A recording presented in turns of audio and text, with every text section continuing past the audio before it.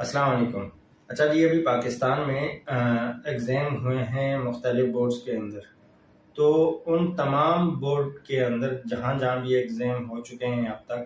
ان examination board کے اندر top position حاصل کرنے والے بچے جو ہیں وہ مدارس کے ہیں۔ تو اب یہ کویشچن بنتا ہے پرائیویٹ اسکول آرگنائزیشن سے، این جی اوز کے متحد چلنے والے اسکولوں سے یا گورنمنٹ کے متحد چلنے والے اسکولوں سے، یعنی کہ جتنے بھی اسکولز ہیں ان تمام سے سوال بنتا ہے، ان پہ بہت بڑا کویشچن مارک ہے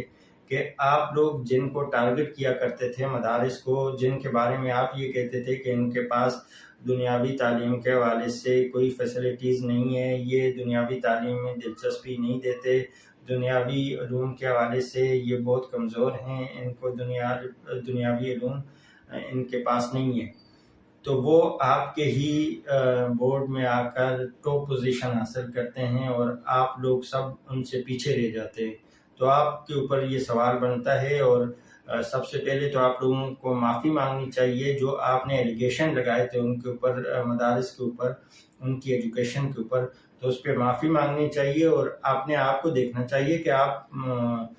جو جس چیز میں آپ ماہر ہیں، جو کام ہی آپ لوگوں کا ہے مدارس میں اسکول کی تعلیم کے علاوہ باقی قرآن اور حدیث کی تعلیم بھی ہوتی ہے، سپارہ پڑھایا جاتا ہے، بچوں کو قاعدہ پڑھایا جاتا ہے، دینی تعلیم دی جاتی ہے، تو یعنی کہ زیادہ 80% ٹائم تو وہ دینی تعلیم پہ دیتے ہیں،